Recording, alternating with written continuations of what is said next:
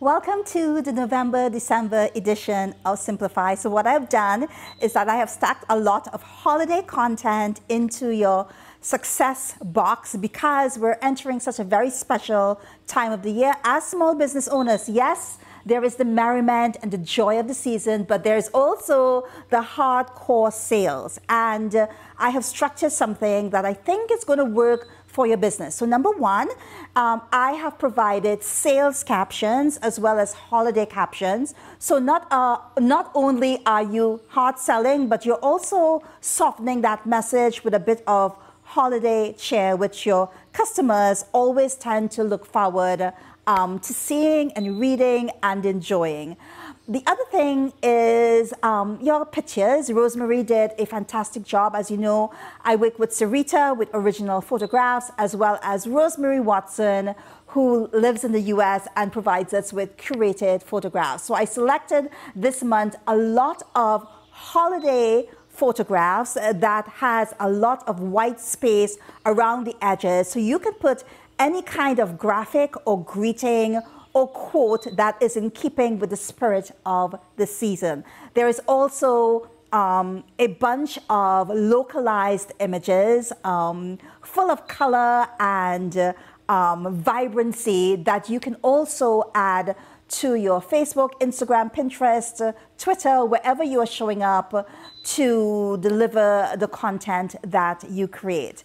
So one of the key factors of this particular content success box, as you can read from the title, is the website checklist that you will get when you open your success path. And one of the things that I want to tell you is that by the time you open this success box, I would have either launched my new website or I am about to launch it, just a few days away. And so I wanted you to have some of the learning that I onboarded in order to be able to confidently say that I am now ready to launch. Now, there are two kinds of entrepreneurs in this group. There are those of you who have static websites. And listen, getting a website up and running takes so much time and effort. So applause and standing ovation for you.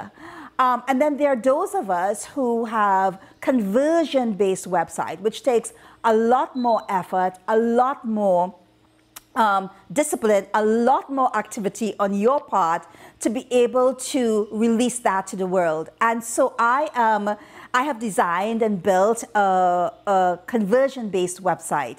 And so it took a lot more effort, and I really wanted, when I sat down with my developer this week, a few days before we launched, that I could speak to him like face to face, eye to eye, that I was speaking to him on a level playing field because I understood the process of what's involved. It's no longer about building it and releasing it and thinking they will come, at least not for the conversion website builders. It's more about meta tagging and spider webbing pages and testing and systems workflows. It's all of that that has to be integrated into your site. And I was really gung-ho about learning what was involved. So I spent months and months scouring different articles, different white papers, and then putting all those bits and bobs, and it's just research, right? Putting all that research in one document. And last month, what I did is that I separated all the information and I took out key points that were important to me and will be important to you the week before you launch, so you can make sure that you are in sync with your developer and that when you release it, there are as few hitches and glitches as possible. Look, when we chase perfection, we get nowhere. You always hear me that perfection is the enemy of innovation. But when we seek to be the best that we can be, that's when things start to flow a little bit more easily and we become more at ease with what we're doing and how we're showing up. Because when we release our website, which is our passport to customers, our passport to more business, our passport to leads, when we release that, we can show up with a bit more confidence. Now, a website is a living and breathing thing. when you open your success path and you look at that list, I do not want you to get overwhelmed, flabbergasted, or feel insecure about what you have done.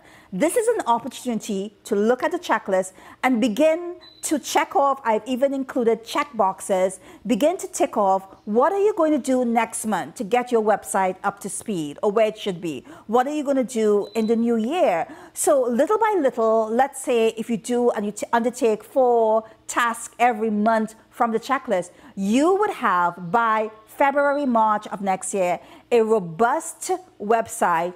And if you are driving traffic and you're driving sales from your website, you will be able to rake in much more dollars just by following these things.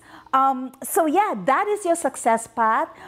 There's so much that I want to say. I think one of the most important things that I want to conclude with is that this website was a journey, and it allowed me to test different web pages, test ads, know where I was floundering, know where I was failing, know where I was achieving things. So literally, it was a 3-year journey, and it allowed me to see and to build something that I think can last quite a number of years, as well as drive traffic and as well as drive revenue.